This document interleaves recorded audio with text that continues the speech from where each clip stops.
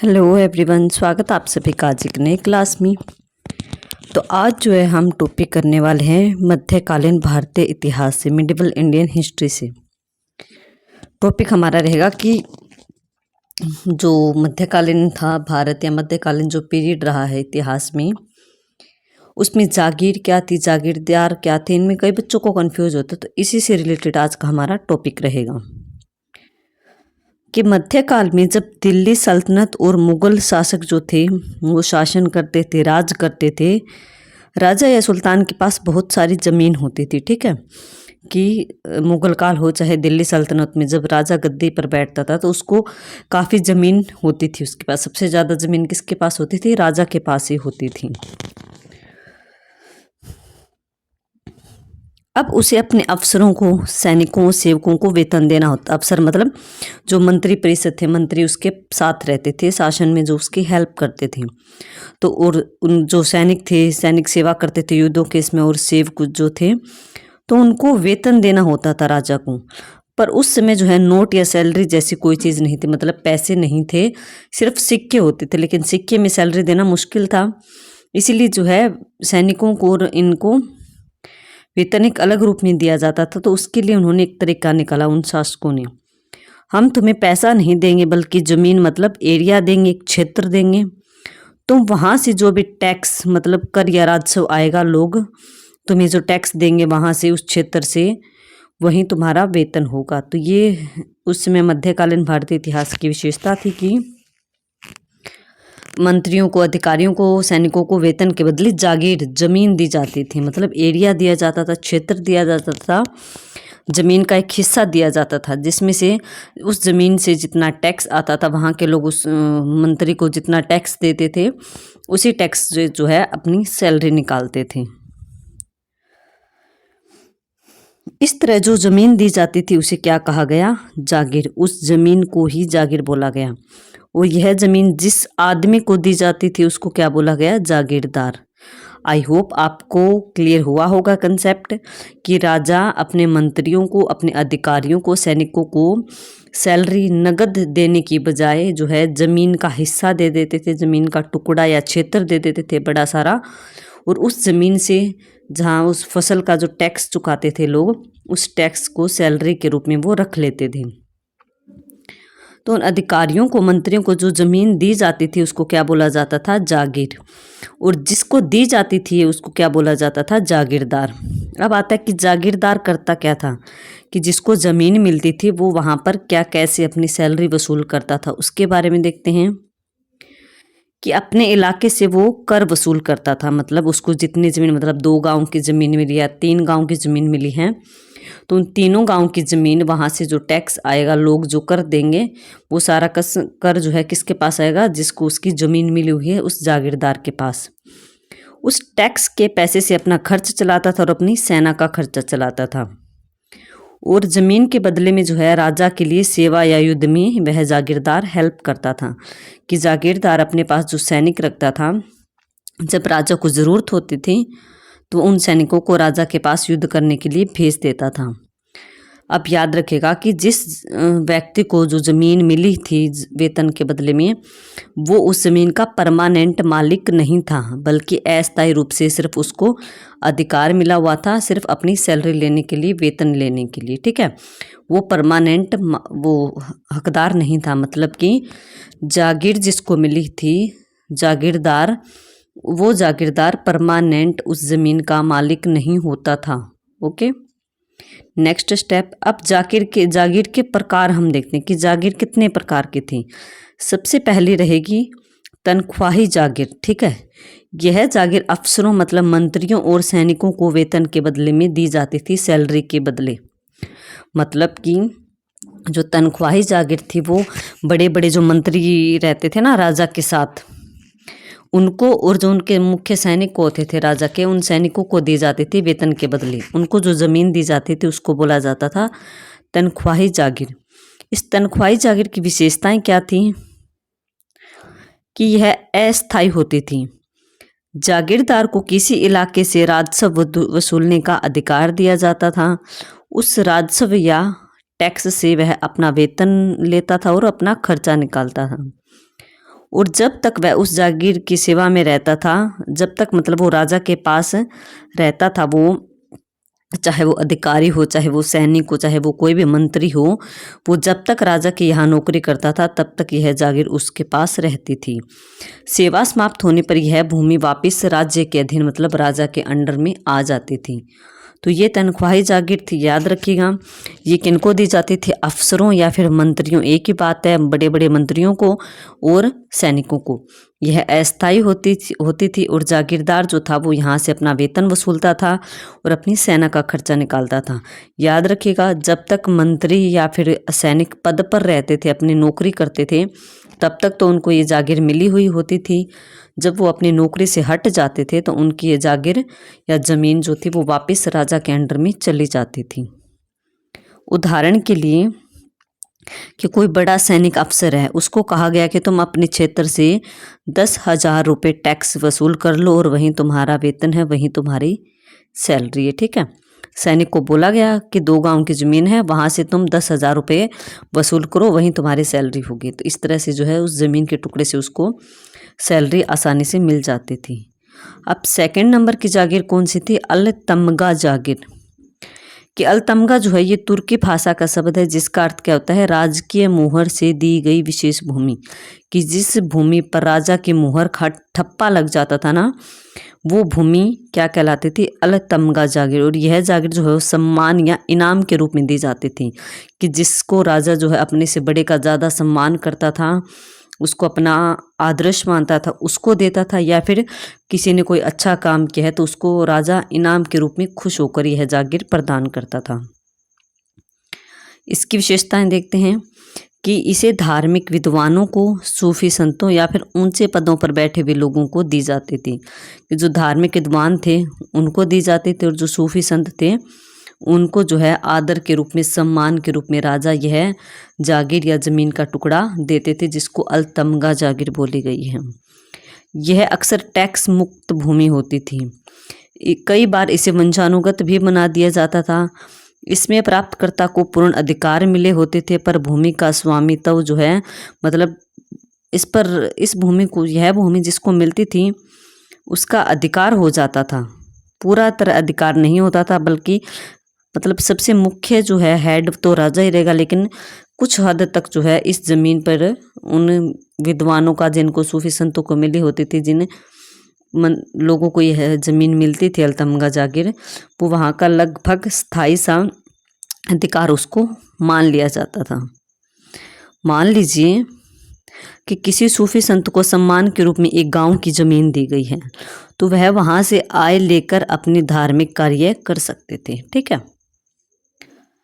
Third point है वक्फ जागीर। यह जागीर जो धार्मिक या परोपकारी संस्थाओं को दी जाती थी। वो सूफी संत मतलब एक व्यक्ति को दी जाती थी, लेकिन ये संस्थाओं को, ग्रुप को दी जाती थी। ठीक है, इस प्रकार की जो ये भूमि थी मतलब जागीर थी, ये मस्जिद, मदरसे या फिर दरगाह या अन्य धार्मिक संस्थाओं में रख रखाव के लिए जमीन को दिया जाता था। इस भूमि से होने वाली सारी आय, सारी इनकम जो थी वो धार्मिक कार्यों में लगाई जाती थी। यह जागीर स्थायी मानी जाती थी क्योंकि इसका उद्देश्य जो है समाज का कल्याण करना था। ठीक है, अगर एक बार ये जागीर किसी मस्जिद या मदरसे के नाम कर दी, किसी दरगाह के नाम कर दी कि इन 2 गांव की ज़मीन जो है इस मस्जिद को दे रहा हूँ मैं, तो राजा ने अगर एक बार ये अनाउंस कर दिया तो वो परमानेंट रूप से उन्हीं के पास चली जाती थी। ठीक है, और वहाँ से जो इनकम होती थी वो जिंदगी भर वो मदरसा या मस्जिद उन्हीं के पास जाती थी और समाज के कल्याण के लिए उस पैसे का इस्तेमाल किया जाता था।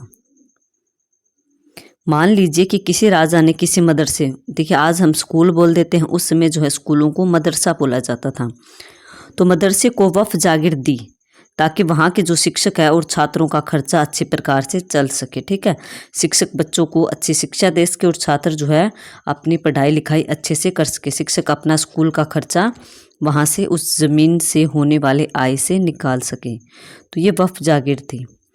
नेक्स्ट है इनाम जागीर। यह जागीर किसी व्यक्ति को उसकी सेवा के बदले बहादुरी या निष्ठा के पुरस्कार के रूप में दी जाती थी। कि इनाम मतलब कि इनाम में जो जागीर दी जाती थी उसको इनाम जागीर बोला गया है। किसी की बहादुरी से प्रसन्न हुआ हो राजा, किसी की सेवा से राजा अगर बहुत खुश हुआ है तो वो उसको इनाम के रूप में ये ज़मीन दे देता था। इस इनाम में जो है इसमें पुरस्कार स्वरूप एज अ रिवार्ड माना जाता था इस जमीन को।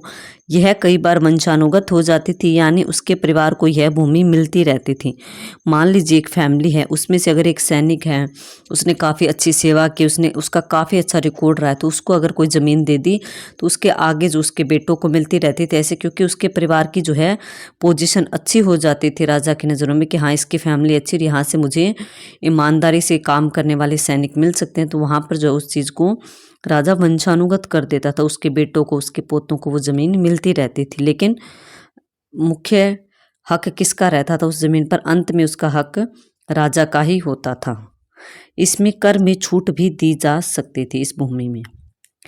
उदाहरण के लिए किसी सेनापति ने युद्ध में विजय प्राप्त की थी तो राजा उसे गांव या ज़मीन इनाम के रूप में दे देता था, और वहाँ से जो टैक्स आता था, वहाँ से जो कर आता था, वहाँ से जो आय होती थी वो उस सेनापति को मिलती थी। नेक्स्ट है मिल्कियत जागीर। मिल्क शब्द का अर्थ क्या होता है? स्वामित्व, अधिकार। इसलिए मिल्कियत जागीर का मतलब है कि वह भूमि जो पूरी तरह से किसी व्यक्ति की निजी संपत्ति मानी जाती थी। मिल्कियत मतलब मालिक होना, स्वामित्व होना, कि जिस भूमि पर किसी व्यक्ति का खुद का पूरा हक होता था, वो उस जमीन का मालिक होता था, उसको मिल्कियत जागीर बोला गया है। इसकी विशेषताएं क्या है कि इसमें जागीरदार को पूरा स्वामित्व, मतलब जिसके पास जो जमीन, जिस जागीरदार को जमीन मिलती थी उसका पूरा अधिकार होता था। वह उस भूमि को बेच सकता था, दान में भी दे सकता था, या वंशानुगत रूप से अपने बेटों को, अपने पोतों को ट्रांसफर भी कर सकता था। यह भूमि राज्य की नहीं बल्कि उस व्यक्ति की निजी संपत्ति बन जाती थी। इस भूमि से जो है मिल्कियत जागीर से राजा का स्वामित्व, एक बार अगर राजा ने किसी को दे दी तो उस जमीन से राजा का हक या परमानेंट उसका स्वामित्व हट जाता था, और जिसको यह जमीन मिलती थी उसके ये नाम भूमि हो जाती थी।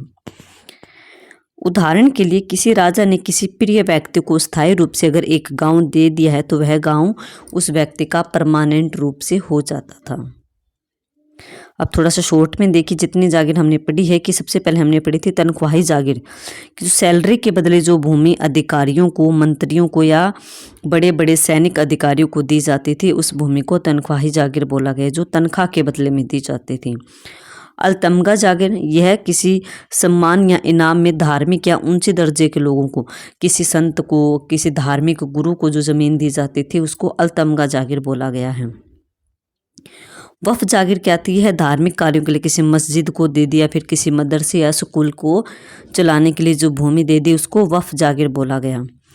इनाम जागीर के बहादुरी या सेवा के बदले में जो वीरों को, जो सेनापतियों को उनकी सेवा के बदले में जो भूमि दी जाती थी इनाम के रूप में, उनको इनाम जागीर बोला गया है।